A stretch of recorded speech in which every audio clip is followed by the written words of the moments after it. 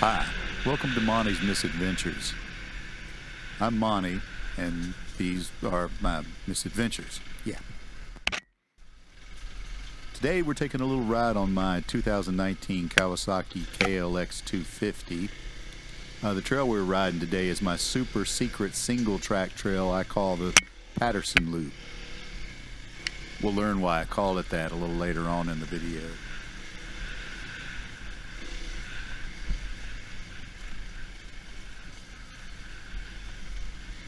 If you haven't already done so, please like and subscribe. On that note, we'll talk a little bit about the trail. It's not a highly used trail. Mostly I walk on this trail, but it's great for the dirt bikes. I take my grandson Waylon down through here, and he does very well with it. The trail I cut out mostly using just me, my machete, and then later on I started bringing a tractor down here and just kind of clearing the brush out a little bit. So it's really nice to ride on. There's good traction. Quite a few roots, but they don't seem to be too big of a problem. Here I've taken the fork off to the right side of the trail. We're going to cross a little creek bed here and then head back towards the Pattersons.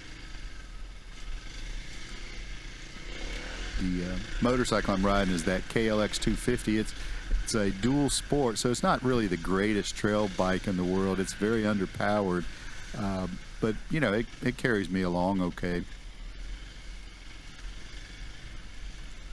I would really like to have something a little bigger, a little more power, that's not quite so heavy. And that's the problem with the dual sport bike, is that they're very heavy. So it's 23 horsepower and 310 pounds ish. I haven't done really anything to it. I did put a smaller sprocket on the front to get that torque out there a little better in at the lower RPMs. And of course hand guards, and I did put on a different set of foot pegs that are considerably wider that give me a little better support. Anyway, right now what we're going to do is head on down, right down low to the creek. We'll make a little left-hand turn, then a right turn, and we'll be right along the creek bank.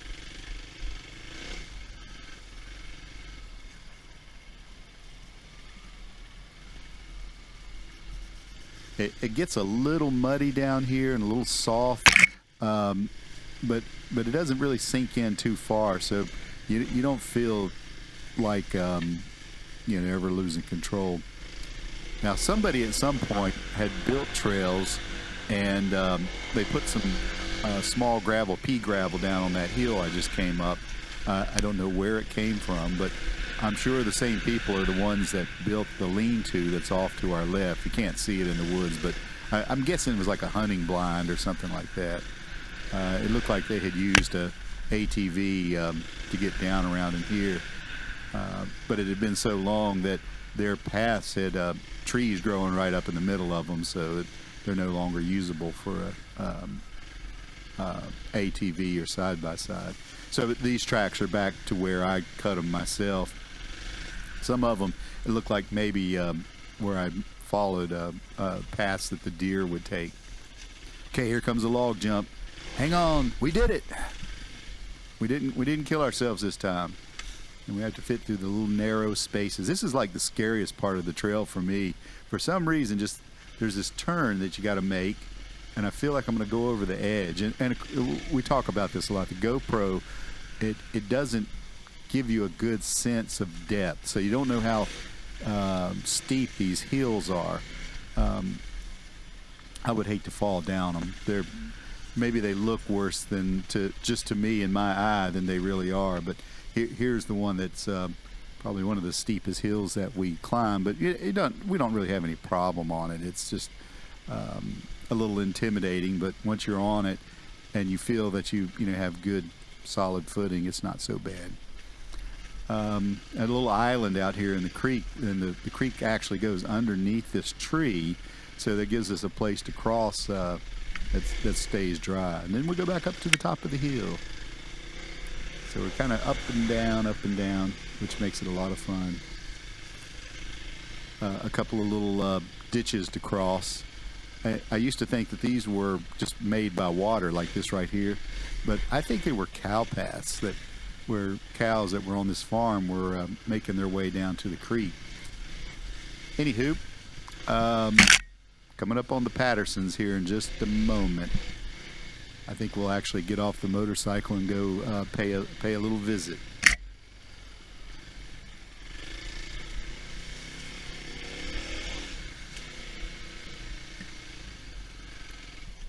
Please use your inside voice.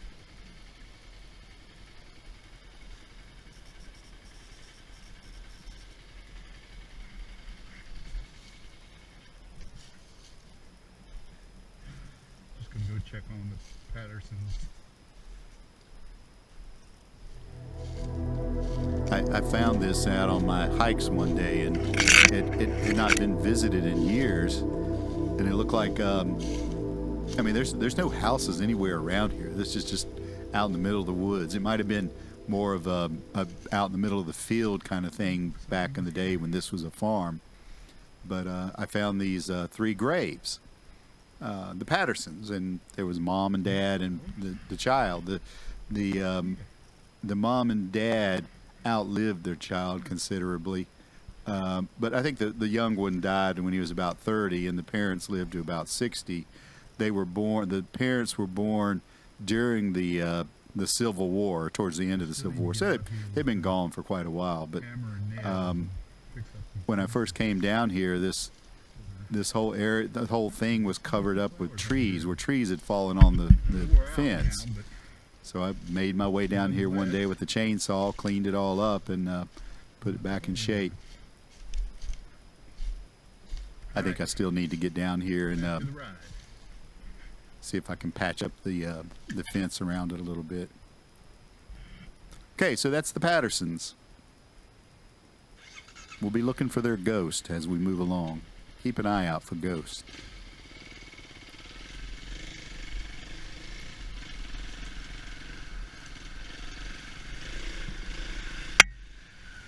Oh, the dad's name was Delmar Patterson. Whoop, jumped the ditch.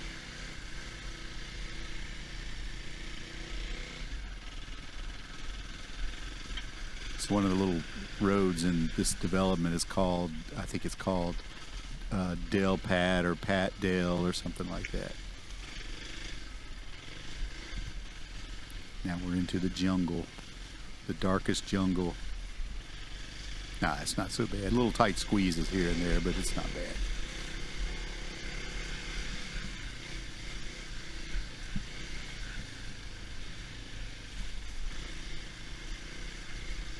It's really a pretty ride. It kind of flows along.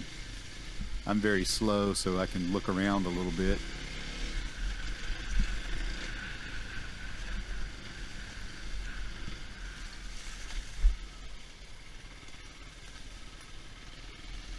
To me, this is like one of the scariest parts of the trail, because you're on an angle. It's a off-camber kind of turn, and it's a steep drop-off if you were to slip down it. And then coming up that little canyon over to the right, I think we're going to call it Mediocre Canyon. That's going to be its name. It's not grand. It's not even great. It's just mediocre. Mediocre Canyon. Be a tourist hotspot. Well, maybe the squirrels will come and look at it. Ooh, or maybe the Pattersons' ghost. Right now we're heading down to a swampy area. It's I think it's called Comptons Creek or something like that. Gets a little mushy, so I've been working on some different routes to get me back up out of it. And I'm really just wanting to go over the hills, up and down the hills, and make it a little more challenging, but not difficult on my dual sport bike. And here it is. This is the new section that I've been working on. Get ready for some fun. Here's the question. If a man falls in the woods, does anybody hear his groans?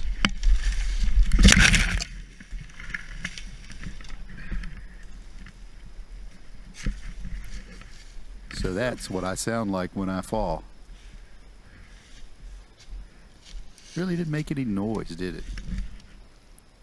I always think I make a lot of noise when I fall. I can't find the key to turn it off. Okay, this heavy dual sport bike, how am I going to get it back up? I'll show you. That's how you do it. It took me a while though, because I couldn't get a good hold on anything to push it all the way up to where it was balanced again. So it took me a minute to get it back up there. I'm looking around to see if anybody's watching. Sound like I might be a little out of breath. Can't imagine why.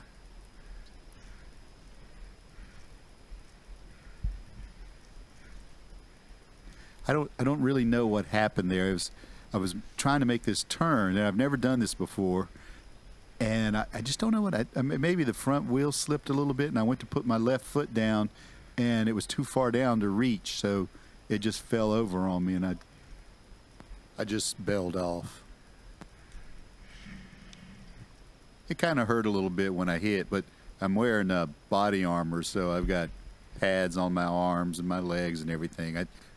Honestly, I think the plastic body armor on my arm hurt more than anything, just landing on that. It's kind of like landing on your wallet or something. But anyway, here we go. We're going to get this thing going again in just a minute, as soon as I figure out what it is I really want to do. I'm trying to get to the left side of this tree, but I think I'm going to take it down the right side of the tree. Since this video was made, I went back and kind of looked it over a little bit, and I figured out rather than make that hard turn and go down the hill, I could actually just keep going straight after I'd crossed that little hump there, and go down the other side of the ravine, and it worked out a lot better. It's like, oh, so that's the way we should do things. Well, you live, you learn. I haven't really been riding that long. We bought the bike in February of 2019. I got injured in January of 2020, so I was pretty much off of the bike the whole year, recovering from all of that. Then started riding again when I could. But I rode dirt bikes and street bikes and everything up until I was, I don't know, I was well into my 30s. I don't think I was 40.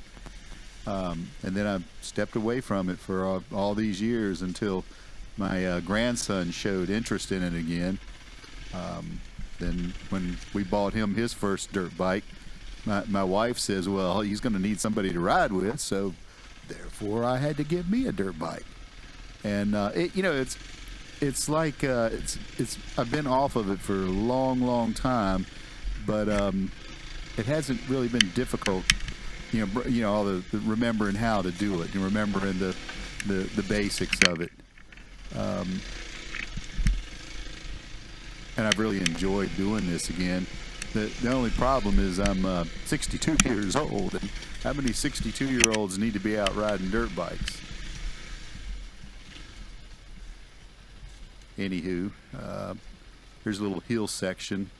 I'm trying to figure out which is the best way to go down here just so I can go up the other side.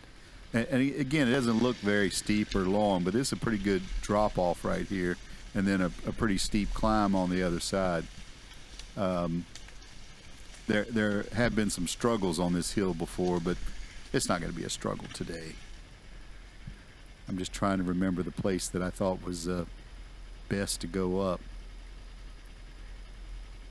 Or am I just getting up my nerve? Maybe I'm just getting up my nerves. Maybe I'll go this way. Sure, why not? That looks too easy. Oh, I remember there was one place you'd come up and it was like just a little hump, and so I wanted to go to the right of the hump, and then I realized there's a big open hole. Yeah, right there it is, that hole to the right. Like, oh, don't want to go in there. gonna stay out of that.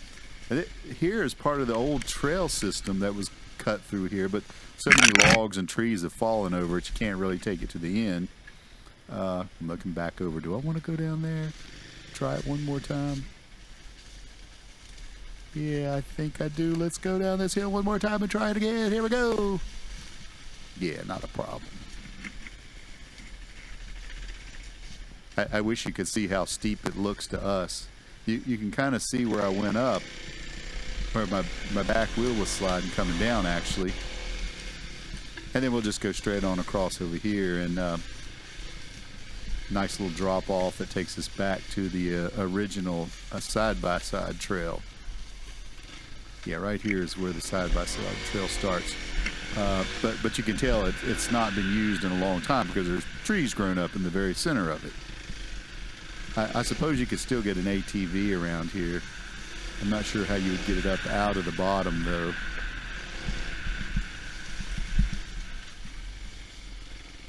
I call this Green Light Gulch. We've named a lot of sections of the trail and Green Light Gulch because I found this. It looked like maybe a tail light off of a tractor or something, but one side was orange and one side was green. So I set it up on the tree there, and it looks like a green light. All right, we're back to that section of the creek where we cross over onto that island. You have to watch your head, of course. Although, have you ever tried to watch your head before? It's not really easy to do. You got to sneak up on it. That's the key, I think. Up this steep little rise here. This is where I said it was the steepest place that we had ride, but it's just not that difficult to get up and down. Where this bike falls really short in the horsepower, I guess the torque is not bad for its size. So it's a torquey little engine. So it's more like driving a tractor up the hill than going up on say like a two-stroke motorcycle. We're going to jump a tree here in just a minute, I think. Or did we already jump it? Nope, here it is. Whee! How fun is that? You don't really even need to jump it. It's so small I can just ride right over top of it. But hey, if I can pop a clutch and make the front wheel come up, I should do just that. Besides, when is it ever a bad time to do a wheelie? A little fast section of the trail. You still have to stand up while you're going through here because it's kind of bumpy.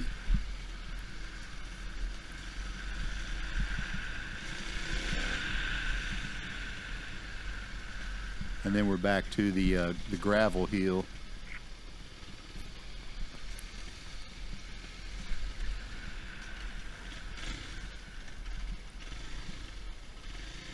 Oh, I took the overland route. I come up a little higher when I walk it because the closer you get to the creek, especially in the summertime, the more bugs will be chasing you.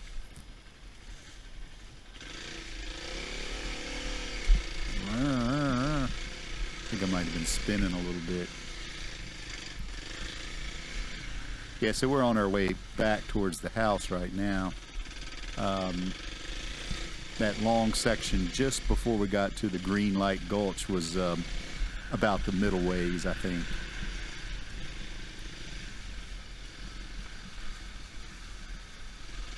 So this is the KLX 250. Funny story. The last dirt bike I've actually owned was a Duel Sport, was a KE 250, which was, I think it was like a 79 model, a 78 model. It was a very old bike, but it was a great little bike. I mean, it had a 250cc, but it was a two-stroke engine, so it was a lot more horsepower than what I have with this one, but it was a very basic motorcycle, which also was good because it was light, and I rode that thing all over the place. I bought it when I was in the Navy just to get around town, and they had like a motocross track on the base, and I knew where there were trails that you could ride. I would even double people on it a lot of times, you know, like my friends wanted to go somewhere and we'd maybe a few of us with bikes and a few of us that didn't, that we'd towed along. It was always great fun. I kept that bike for a long time. I mean, I had that after I got out of the Navy, while I was in school, and when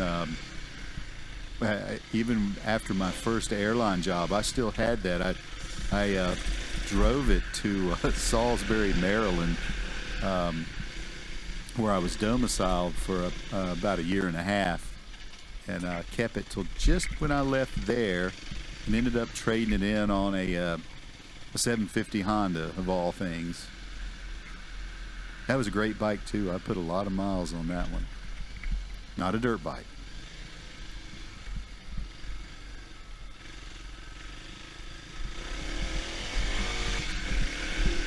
Oh, that old 750 with it had a Windjammer fairing with an 8-track player. It was slick. Well, we just did the trail again, that first portion, but I can't let it go at that, so I'm going to turn around and go do the close-in trail one more time. Try not to wreck. I think I got this. There are some roots, though. That's the one thing that'll get you if you're not careful.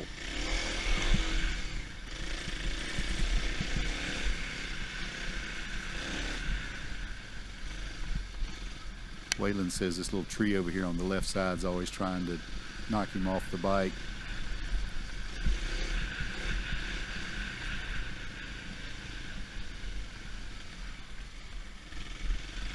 Gotta watch out for alligators and anacondas down here.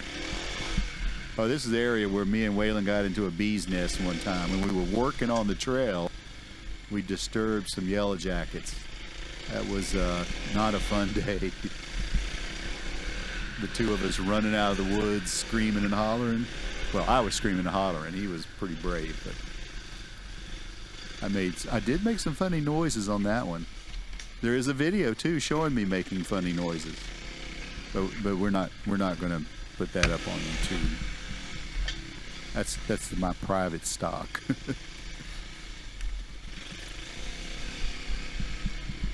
That's right. I'm not always that brave person you think of me. Back to the house. Do a little turn around here. I was going to hit that jump real hard and make it come flying off the ground. I don't know what happened. I kind of whooshed out on it, I guess. But there we are. Back at the house. We survived another adventure, or misadventure, as the case may be. I don't think the police were called on me. I didn't get in any fist fights. So it was a good day. I really appreciate you joining me, and hope you come back to the channel and watch some more of my misadventures. I'm sure they're just mostly going to be me riding around on the motorcycle talking a lot. And my wife says I like to listen to myself talk. I also like you to listen to me talk. So there we have it. Well, y'all have a nice day. Oh, and don't forget to subscribe and press that like button down there. That sure would help me. Thanks.